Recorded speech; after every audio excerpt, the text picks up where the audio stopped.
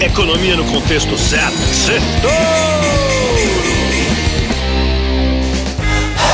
Boa noite, Brasil, ouvintes da Jovem Pan.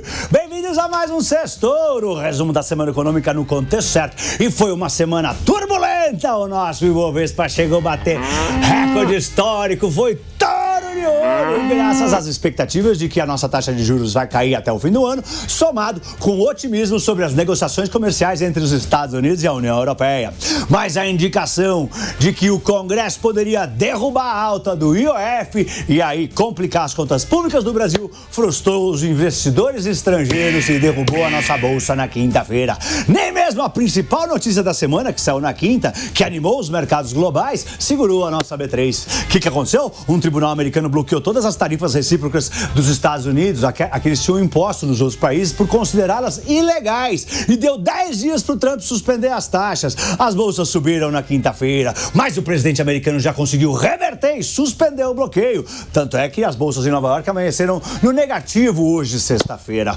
O Trump chegou a criticar também o presidente russo Putin, mas não aplicou novas sanções à Rússia para dar uma chance à paz. Tanto é que na segunda-feira, dia 2, de junho, voltam as negociações de paz em Istambul, na Turquia. E o Trump perdeu um aliado no seu governo. O Elon Musk anunciou que vai deixar a liderança do DOGE, o Departamento de Eficiência Governamental, o órgão criado para cortar os gastos públicos da América. A Azul deu uma péssima notícia. A Nvidia não decepcionou, bateu estimativas de lucro e trouxe boas perspectivas para a inteligência artificial nos próximos trimestres. E a gigante do comércio eletrônico Mercado Livre informou que o seu braço financeiro Mercado Pago vai solicitar uma licença bancária ao Banco Central da Argentina para virar banco digital. É o Milei fazendo história.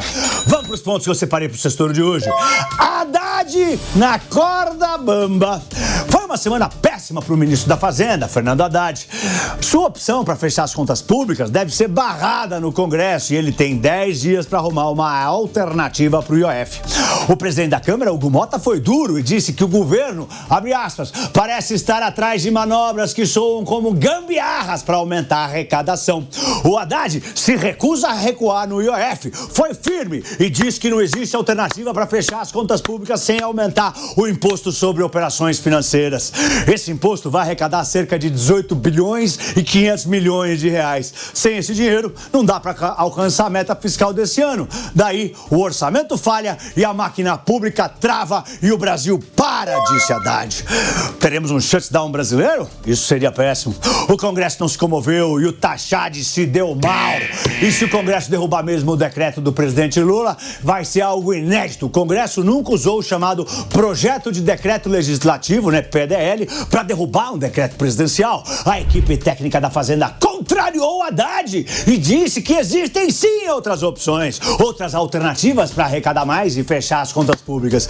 Mas e cortar gastos? Isso ninguém fala, tem que cortar gastos, gente. Em meio à crise do IOF, os petistas já querem a cabeça do Haddad. Cresceram especulações de que ele poderia ser substituído no cargo pelo presidente do BNDES, Aloysio Mercadante. O mercado financeiro não gostou. Segundo ponto, Mercadante e bancos querem taxar as bets. Em meio a rumores de que o presidente do BNDES poderia substituir Fernando Haddad no Ministério da Fazenda, Aloysio Mercadante, que é o presidente do BNDES, se mostrou bastante saidinho. Ele defendeu o Haddad, mas aproveitou para falar como se já fosse ministro da Fazenda e sugeriu a taxação das bets como alternativa ao aumento do IOF, que não tem o apoio do Congresso, que diz que vai barrar. O IOF deve cair e deve jogar as contas públicas de volta ao buraco. Os economistas do Itaú sugeriram que, além de tributar as apostas online, o governo também tribute as criptomoedas. É isso aí! Na prática, o recado é o seguinte: se você aposta no seu time, o governo quer uma parte da aposta. Mais um tiro na popularidade do Lula. Se você investe em cripto, eles querem morder um pedacinho. Pau Mais um tiro na popularidade do Lula. E o plano não para por aí. Mercadante falou em criar uma nova indústria nacional, né, com o BNDES liderando investimentos estratégicos. E adivinha de onde vai vir parte desse dinheiro?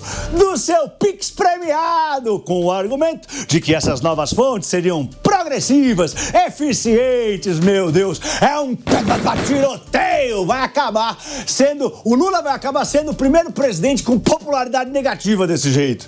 Terceiro ponto, a Azul pede recuperação judicial.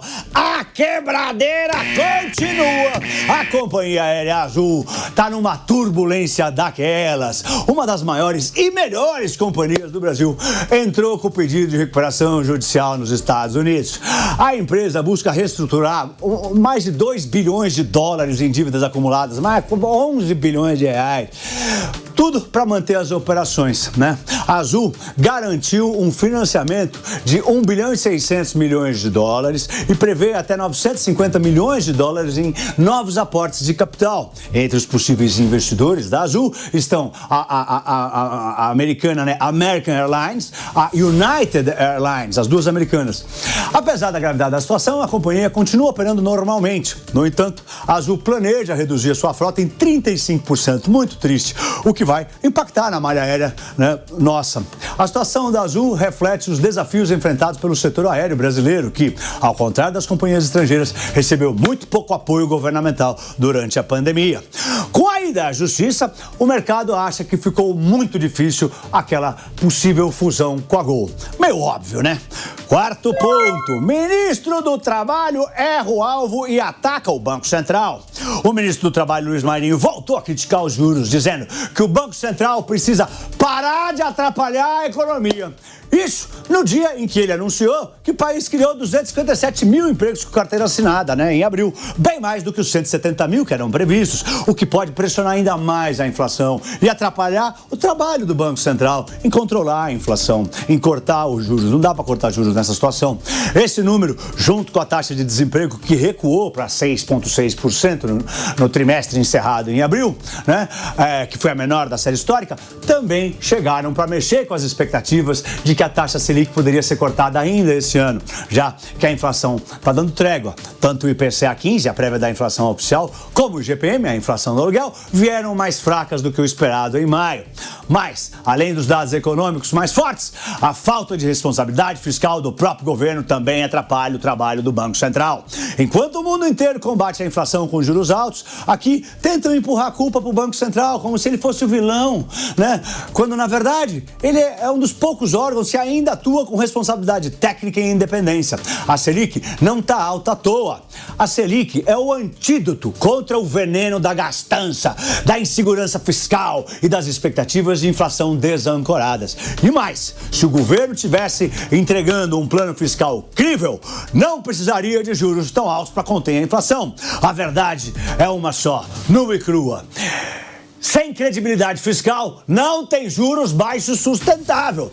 E atacar o Banco Central é bater no mensageiro em vez de resolver o problema. Último ponto. Stuhlberger agora é Tarcísio. O famoso CEO da Verde Asset, Luiz Stuhlberger, não gostou nem um pouco do aumento das alíquotas do IOF promovido pelo governo que ele apoiou, mas considerou a medida reveladora. Para ele, a imposição de um IOF maior para cartões, câmbio, aportes em planos de previdência, VGBL maiores de 50 mil reais, para remessas no exterior, para o exterior, né, remessa de recursos, é um sinal de perigo, ao mesmo tempo assustador, além de uma aula de psicologia gratuita de como o PT do presidente Lula pensa sobre os mais ricos. Faz essa aula, Stuhlberger. Ele comentou que o mais assustador é a questão do dólar. Ele disse: quer comprar dólar? Paga um pedágio pra mim, né? Falando como se fosse o governo. Pro gestor, a reação dos mercados locais só não foi mais forte porque a Faria Lima acha que o PT e Fernando Haddad não vão ganhar essa disputa. Stolberg diz que os investidores observam o que vem ocorrendo na Argentina de Milei e fazem posições achando que algo semelhante pode acontecer no Brasil a partir de 2027. O Stolberg afirmou que o que dizem é que se o Milei conseguiu, o Tarcísio também consegue. E pra semana que vem vai ter o payroll, o pai de todos os indicadores econômicos do mundo, o CAGED americano. Vai ter decisão de juros do Banco Central Europeu na quinta-feira. Vamos sair os PMIs que vão nos mostrar como andaram as economias do mundo inteiro em maio. E na China é feriado na segunda-feira. Eu sou Pablo, boa noite e um lindo fim de semana em família. Ai, Torinho! Ai, Torinho!